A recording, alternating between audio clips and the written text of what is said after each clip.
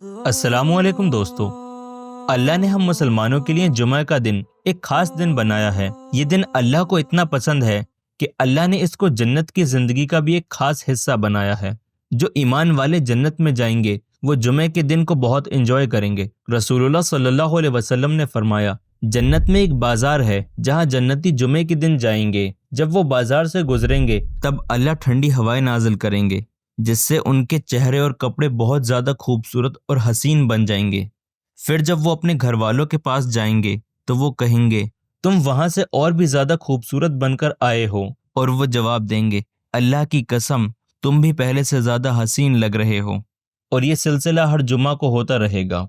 اس حدیث سے ہمیں یہ معلوم ہوتا ہے کہ اللہ جمعہ کے دن جنتی لوگوں پر اپنی رحمت کا اظہار کرتا ہے اور ان کی خوشیوں کو بڑھا دیتا ہے۔ جمعے کے دن کی فضیلت رسول اللہ صلی اللہ علیہ وسلم نے فرمائی ہیں، جو سب سے بہترین دن اس سورج پر طلوع ہوتا ہے وہ جمعہ کا دن ہے۔ اسی دن حضرت آدم علیہ السلام کو پیدا کیا گیا، اسی دن جنت میں داخل کیا گیا اور اسی دن جنت سے اتارا گیا۔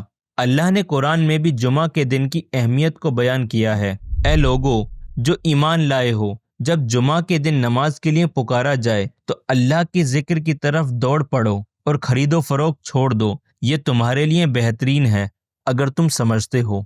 جمعہ کے دن کی فضیلت کو سمجھتے ہوئے ہمیں اس دن کے اعمال کا خاص خیال رکھنا چاہیے۔ جمعہ کا دن اللہ کی رحمت سے بھرا ہوتا ہے اور ہمیں اس کے ہر پہلو کو اپنی زندگی میں شامل کرنا چاہیے۔ سب سے پہلے صبح غسل اور صفائی کو اہمیت دینی چاہیے۔ رسول اللہ صلی اللہ علیہ وسلم نے فرمایا، جمعہ کے دن غسل کرنا، مسواک کرنا اور اچھی خوشبو لگانا ہر مسلمان پر واجب ہے۔ یہ ہمارے لیے ایک طریقہ ہے اپنے آپ کو صاف اور پاک رکھنے کا، جس سے ہم اپنی عبادت کو بہتر طریقے سے ادا کر سکتے ہیں۔ پھر جمعہ کی نماز کو مسجد میں ادا کرنا فرض ہے۔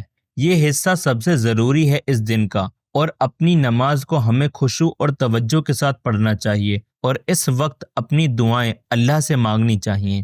اس کے بعد درود شریف کا وظیفہ ہے، جو رسول اللہ صلی اللہ علیہ وسلم نے فرمایا ہے کہ جمعہ کے دن مجھ پر زیادہ سے زیادہ درود بھیجا کرو۔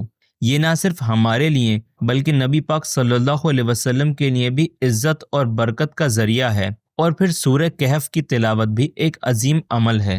رسول اللہ صلی اللہ علیہ وسلم نے فرمایا، جو شخص جمعہ کے دن سورہ کہف کی تلاوت کرے اس کے لیے 2 جمعہ کے درمیان اللہ کی رحمت اور برکت برقرار رہے گی۔ اس کا مطلب ہے کہ سورہ کہف کی تلاوت سے انسان کو اللہ کی ہدایت اور رحمت ملتی ہے، جو اس کی زندگی کو روشن اور بہتر بنا دیتی ہے۔ اس طرح سے ہم سورہ کہف کی تلاوت کو اپنی زندگی میں برکت اور ہدایت کا ذریعہ سمجھ سکتے ہیں۔ آخر میں دعا کی قبولیت کا وقت ہے۔ جمعہ کے دن ایک خاص وقت ہوتا ہے جو عصر اور مغرب کے درمیان ہوتا ہے، جب اللہ سے کی گئی دعا قبول ہوتی ہے، اور نبی پاک صلی اللہ علیہ وسلم نے اس وقت کو ڈھونڈنے کی تلقین کی ہے۔ تو ہمیں اس وقت کا فائدہ اٹھانا چاہیے اور اپنی دعائیں اللہ سے مانگنی چاہیے تاکہ ہماری دعا قبول ہو سکے۔ یہ تمام اعمال ہمیں جمعہ کے دن اپنی عبادت اور زندگی کو بہتر بنانے کا موقع دیتے ہیں۔ اور سورہ جمعہ میں اللہ نے فرمایا ہے، اور تم اللہ کا ذکر کیا کرو تاکہ تم کامیاب ہو جاؤ۔ اس آیت سے ہم سمجھتے ہیں کہ اللہ کا ذکر ہماری کامیابی کا ذریعہ ہے، اور جمعہ کا دن اس ذکر کو اپنی زندگی کا حصہ بنانے کا بہترین موقع ہے۔ جمعہ کا دن دنیا اور جنت دونوں میں خاص مقام رکھتا ہے۔